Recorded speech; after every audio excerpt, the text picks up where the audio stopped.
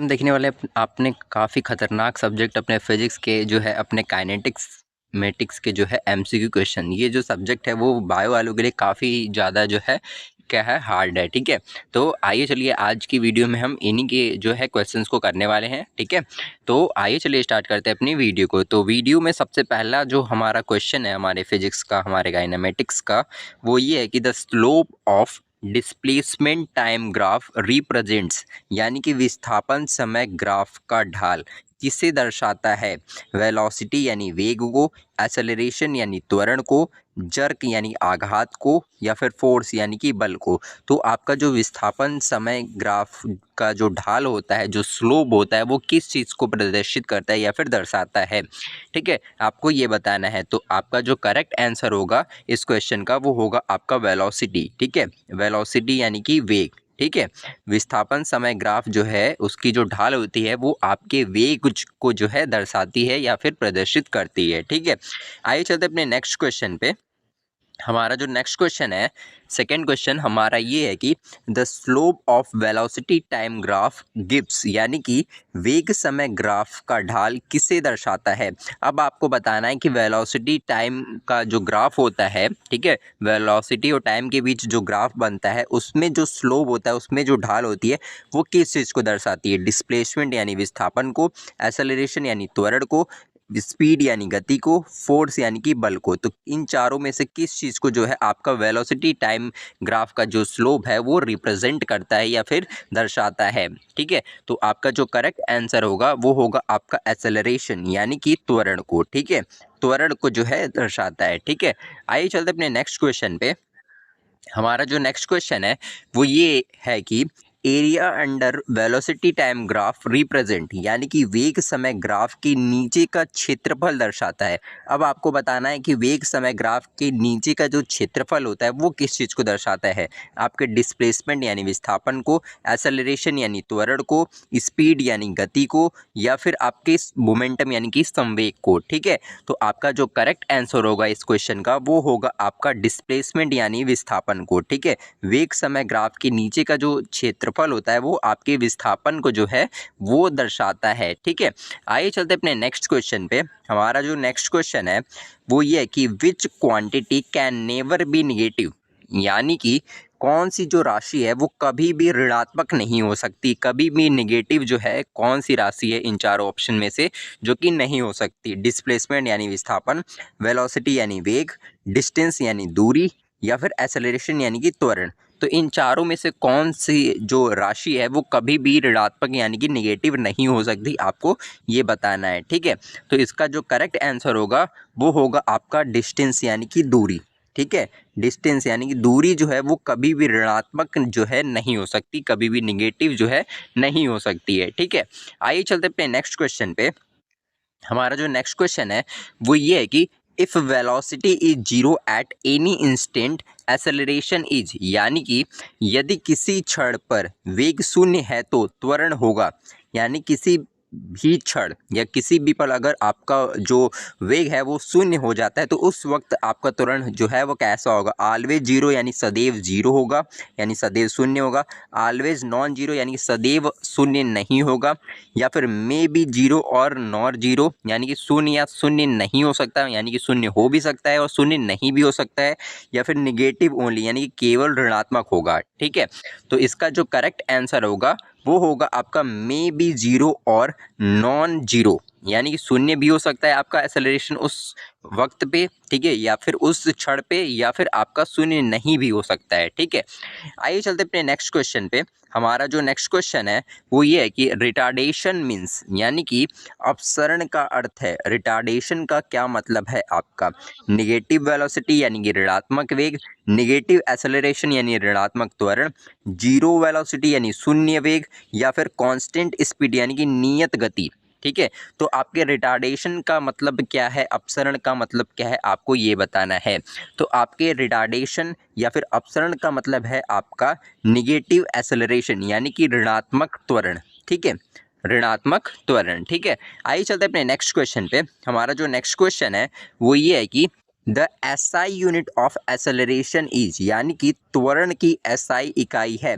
Metre प्रति second है, metre प्रति सेकेंड स्क्वायर है, या फिर मीटर स्क्वायर प्रति सेकेंड, या फिर मीटर प्रति सेकेंड क्यूब। ठीक है, तो आपको एसआई यूनिट बताना है आपकी एक्सेलरेशन की। ठीक है, तो आप जल्दी से कमेंट करके बताइए कि एसआई यूनिट क्या होगी आपकी एक्सेलरेशन यानी कि त्वरण का। ठीक है, तो आपका जो त्वरण होता है उसकी जो एसआई यूनिट होगी वो होगी आपका मीटर अपॉन सेकेंड का स्क्वायर। ठीक है, मीटर प्रति सेकेंड का स्क्वायर। ठीक है, आइए चलते अपने नेक्स्ट क्वेश्चन पे। हमारा जो नेक्स्ट क्वेश्चन है वो ये है कि motion under gravity is an example of, यानी कि गुरुत्वाकर्षण के अधीन गति किसका उदाहरण है। ठीक है, यानी कि ग्रेविटी के अंडर जो मोशन होती है वो किस चीज़ का एग्जाम्पल है। ठीक है, आपको ये बताना है। यूनिफॉर्म मोशन यानी कि समान गति का उदाहरण है, या फिर यूनिफॉर्म एक्सेलरेशन मोशन यानी कि समत्वरित त्वरण गति का उदाहरण है, या फिर नॉन यूनिफॉर्म एक्सेलरेशन यानी कि असमान त्वरण का उदाहरण है, या फिर रेस्ट यानी कि विश्राम का उदाहरण है। तो इसमें से किस मोशन का जो है आपका उदाहरण है। ठीक है, तो आपका जो करेक्ट आंसर होगा इस क्वेश्चन का वो होगा आपका यूनिफॉर्मली एक्सेलरेटेड मोशन यानी कि समत्वरित त्वरण गति।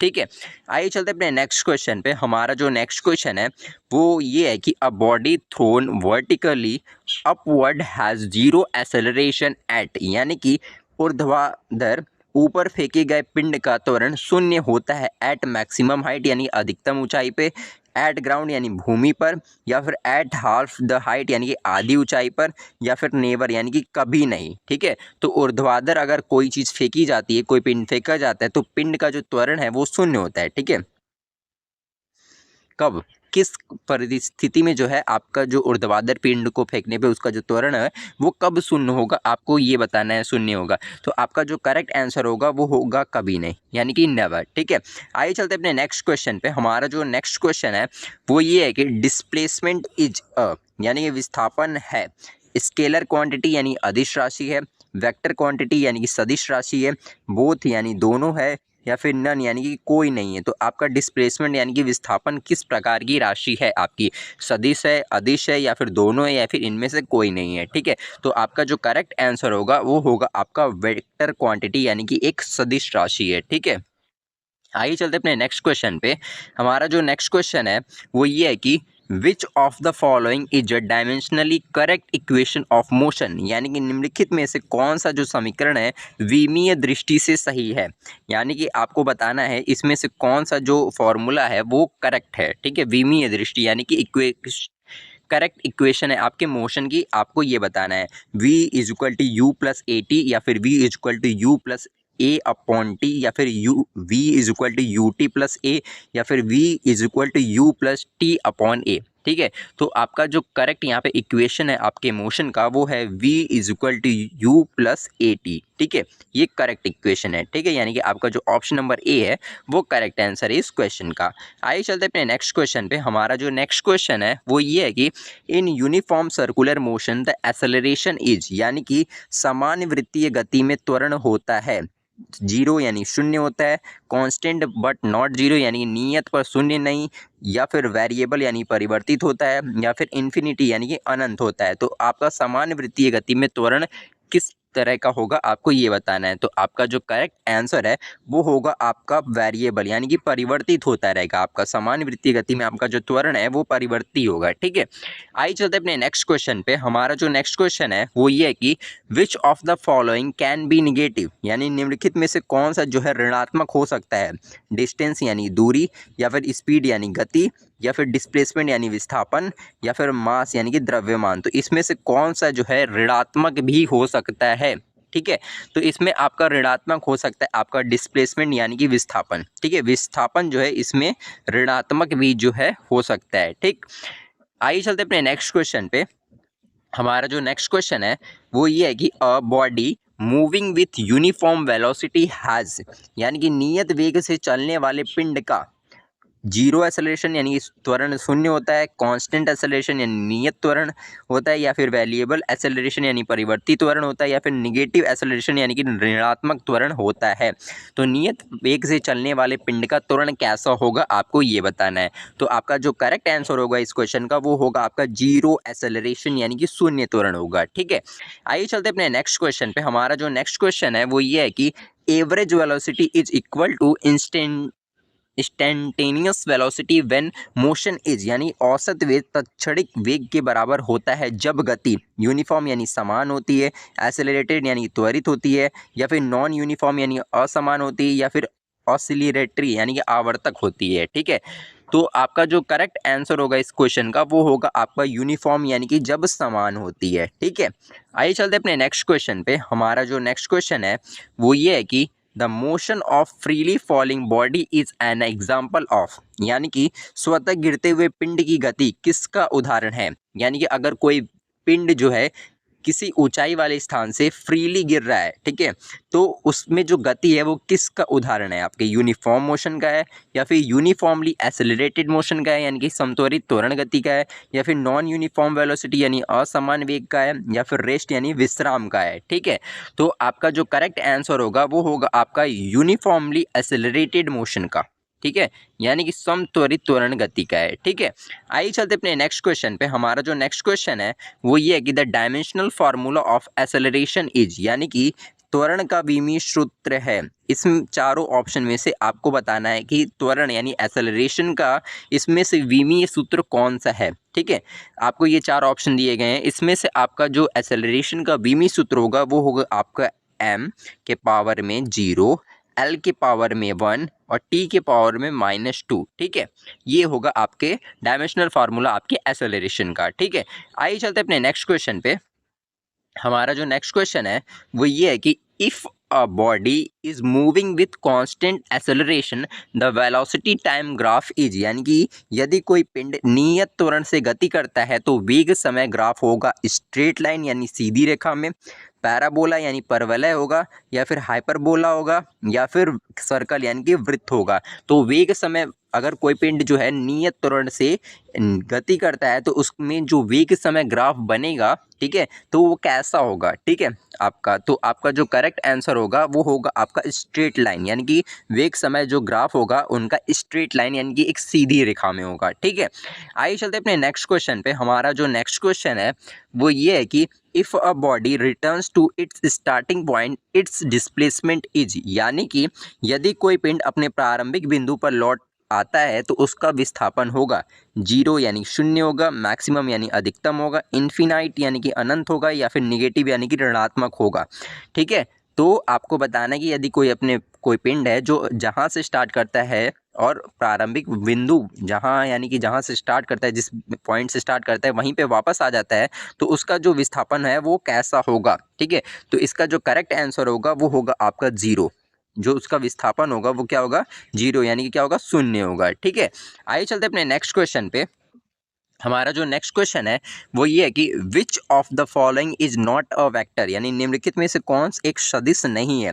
डिस्प्लेसमेंट यानी विस्थापन, वेलोसिटी यानी वेग, एक्सेलरेशन यानी कि त्वरण, या फिर स्पीड यानी कि गति, इसमें से कौन सा जो है आपका वेक्टर क्वांटिटी नहीं है, यानी कि वेक्टर राशि यानी कि सदिश नहीं है। ठीक है, इसमें से कौन सी जो है चारों ऑप्शन में से कौन जो है सदिश नहीं है आपको ये बताना है। तो आपका जो करेक्ट आंसर होगा वो होगा आपका स्पीड यानी कि गति। ठीक है, आइए चलते अपने नेक्स्ट क्वेश्चन पे। हमारा जो नेक्स्ट क्वेश्चन है वो ये है कि इंस्टेंटेनियस स्पीड इज, यानी कि तत्क्षणिक गति है, slope of distance time graph यानी दूरी समय ग्राफ का डाल, या फिर slope of displacement time graph यानी विस्थापन समय ग्राफ का डाल, या फिर मैग्नीट्यूड ऑफ इंस्टेंटेनियस वेलोसिटी यानी ताक्षणिक वेग का परिमाण, या फिर area under velocity time graph यानी कि वेग समय ग्राफ के नीचे का क्षेत्रफल। तो आपका ताक्षणिक गति है, इसमें चारों ऑप्शन में से बताना है क्या है इन चारों ऑप्शन में से। ठीक है, तो आपका जो करेक्ट आंसर होगा वो होगा आपका मैग्नीट्यूड ऑफ इंस्टेंटेनियस वेलोसिटी यानी तैक्षणिक वेग का परिमाण है। ठीक है, आइए चलते अपने नेक्स्ट क्वेश्चन। हमारा जो नेक्स्ट क्वेश्चन है वो ये है कि the path of projectile is, यानी प्रक्षेप्य की गति का पथ होता है स्ट्रेट लाइन यानी सीधी रेखा में, सर्कल यानी वृत्त होता है, पैराबोला यानी परवलय होता है, या फिर एलिप्स यानी कि दीर्घवृत्त होता है। तो आपका जो पाथ होता है आपके प्रक्षेप गति का यानी कि पथ जो होता है वो होता है आपका पैराबोला यानी कि परवलय होता है। ठीक है, आइए चलते अपने नेक्स्ट क्वेश्चन पे। हमारा जो नेक्स्ट क्वेश्चन है वो ये कि at the highest point of projectile motion the vertical component of velocity is, यानी कि प्रक्षेप गति के उच्चतम बिंदु पर वेग का ऊर्ध्वाधर घटक होता है मैक्सिमम यानी अधिकतम होता है, मिनिमम बट नॉट जीरो यानी शून्य न्यूनतम पर शून्य नहीं, या फिर जीरो यानी शून्य होता है, या फिर नेगेटिव यानी कि ऋणात्मक होता है। ठीक है, तो आपका जो करेक्ट आंसर होगा इस क्वेश्चन का वो होगा आपका जीरो यानी कि शून्य होता है। ठीक है, आइए चलते अपने नेक्स्ट क्वेश्चन पे। हमारा जो नेक्स्ट क्वेश्चन है वो ये है कि a particle moving with constant speed in a circle has, यानी कि वृत्त में नियत गति से चलने वाले कण का जो त्वरण है जीरो होगा यानी कि जीरो एक्सेलरेशन होगा, या फिर वैल्यूएबल वेलोसिटी यानी परिवर्ती वेग होगा, या फिर कांस्टेंट वेलोसिटी यानी नियत वेग होगा, या फिर नो डिस्प्लेसमेंट यानी कोई विस्थापन नहीं होगा। ठीक है, तो अगर कोई वृत्त में नियत वेग से कोई कण आपका चल रहा है तो क्या होगा। ठीक है, तो आपका जो करेक्ट आंसर होगा इस क्वेश्चन का वो होगा आपका वेरिएबल वेलोसिटी, यानी कि उसका जो वेग है वो परिवर्तित होता रहेगा। ठीक है, तो आज के लिए इतना ही। अगर आपको हमारी वीडियो पसंद आई हो तो हमारी वीडियो को लाइक और हमारे चैनल को सब्सक्राइब कर लें। साथ ही साथ आप हमारे टेलीग्राम चैनल को ज्वाइन कर लें, जिससे कि आपको जो है आज का जो PDF है वो मिल सके। आपको टेलीग्राम की जो लिंक है वो आपको वीडियो के डिस्क्रिप्शन बॉक्स में जो है मिल जाएगी, आप जाके उसे वहाँ से ज्वाइन कर सकते हैं। ठीक है, थैंक यू।